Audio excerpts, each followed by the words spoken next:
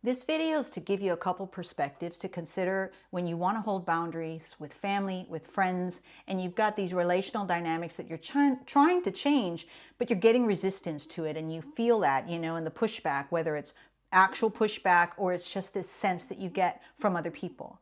And as a people pleaser and an overcompensator, if we're in that mode, we will probably immediately hold back, and then again we're having trouble holding our own boundaries, right? Just know that holding boundaries is always going to be uncomfortable in the beginning. I mean, it's messy. And I remember the very beginning of me figuring out that, oh, I'm supposed to be holding some boundaries. I totally didn't do it well. So it's okay, I mean, I might have blurted something out and felt like, okay, well, I let you know that that was my boundary, but at the same time, it felt uncomfortable and it definitely didn't look so pretty. But that's okay, because in the beginning, we're so used to doing the opposite that it takes a little while to get comfortable with not feeling bad about holding boundaries. But just remember, while you feel like, okay, well, then I will do what you want me to do, or I will overcompensate and please you.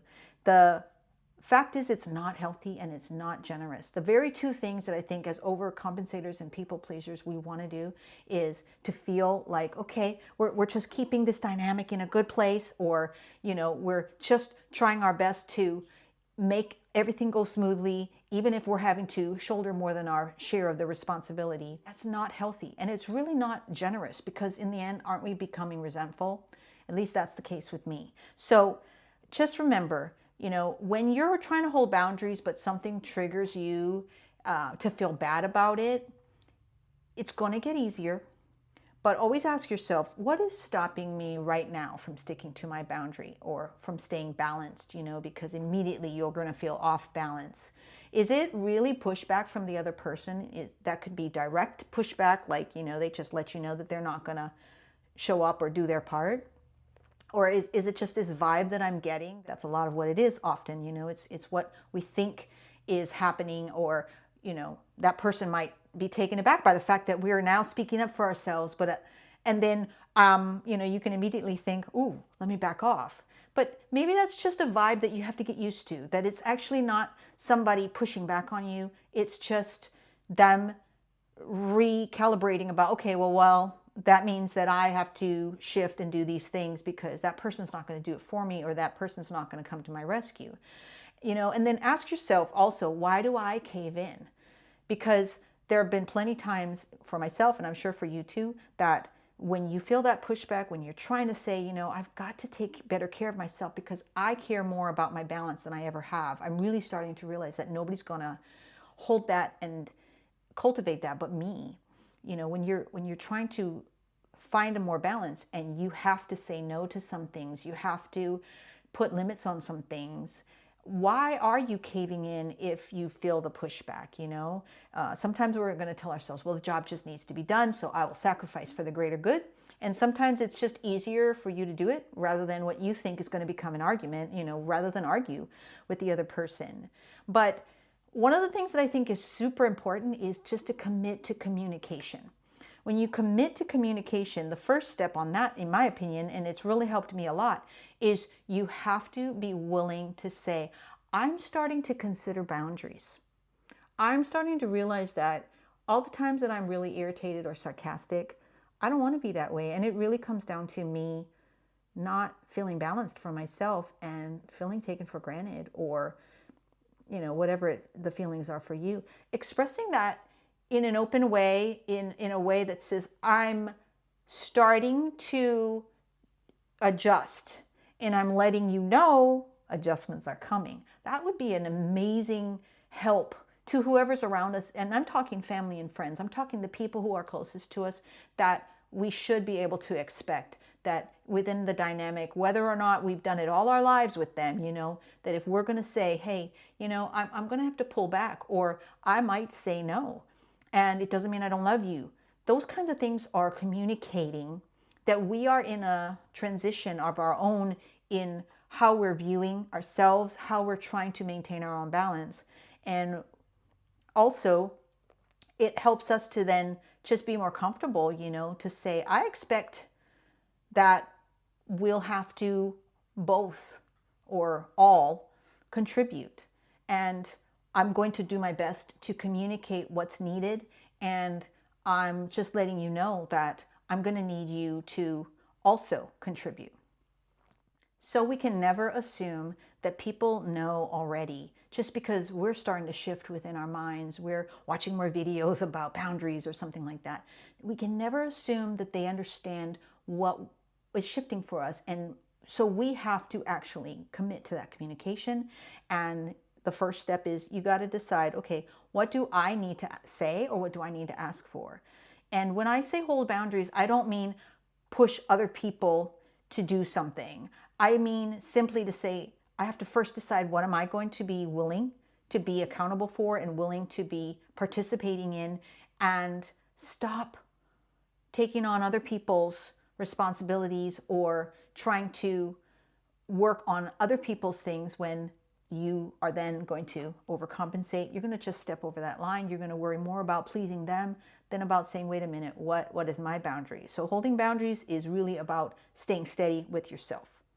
And then define, like, how can that person, the one that you're going to try to communicate with, how can that person fulfill their role? Like, sometimes we have to talk with our spouse, with our kids. We have to talk about the dynamic shifting, and we have to think for ourselves first. What do I feel their role should be? How do they contribute? We should be able to ask for that. We should be able to expect that. And also then ask yourself, how am I going to support them in fulfilling that role? You know, I mean, sometimes we don't support when we say, oh, you're not doing it good enough or something. Maybe what we need to do is put into place some training, or, and I'm not saying train your husband or train your wife, but like with your kids and so forth, you know, or just put in place what the expectations are. So just, if we can take ownership for communicating respectfully and effectively by asking ourselves, deciding, you know, what we need, defining how that can look within the dynamic of our relationship, and do that more than once, because talking to somebody one time is just not going to cut it. When we want to rethink how the dynamic of our lives are, and we want to actually make an impact on the sense of balance, and it has to start with whoever's, like you, the person that's watching this video, because you're the one who's saying, I want something different.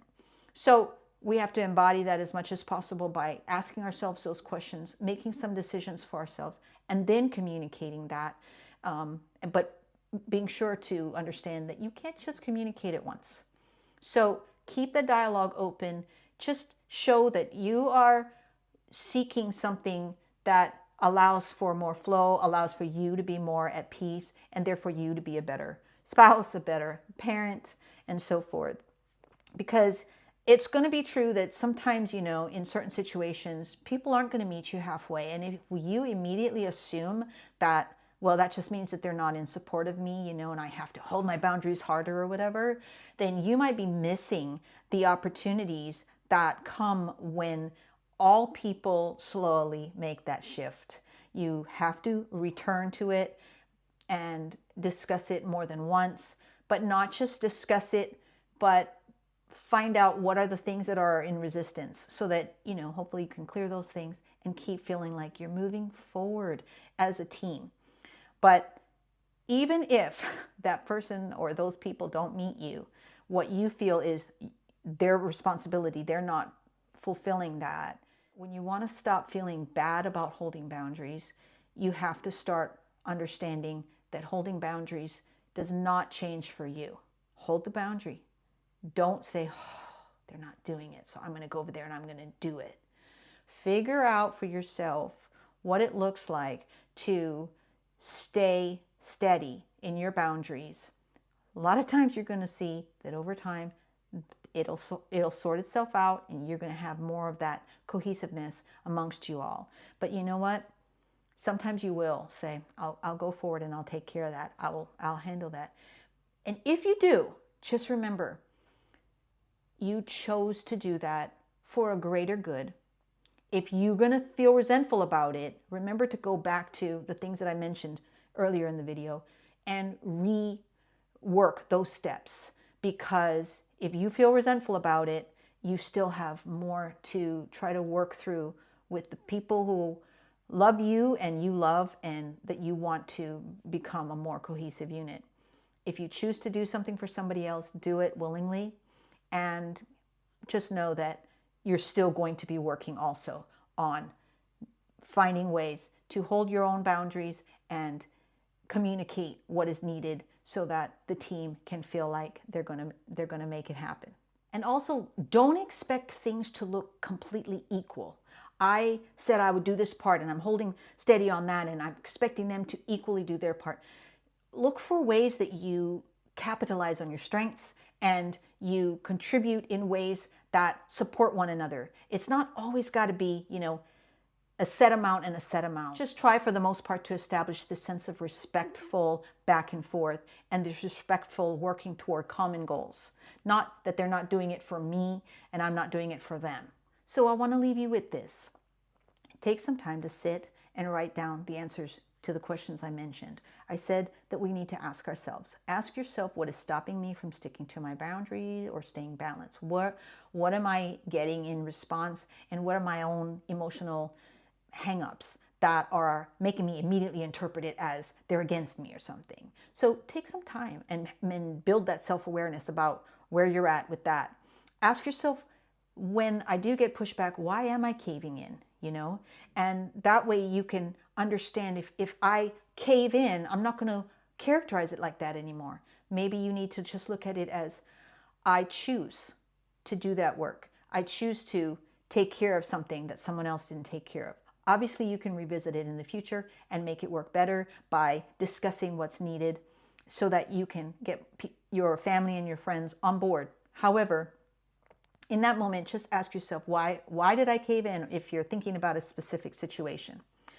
And then again, think about what you need to decide. What do I need to say or ask for? Because I want to honor my boundaries, because my boundaries help me stay centered. I want to lead from a place of centeredness. What do I need to ask for and communicate?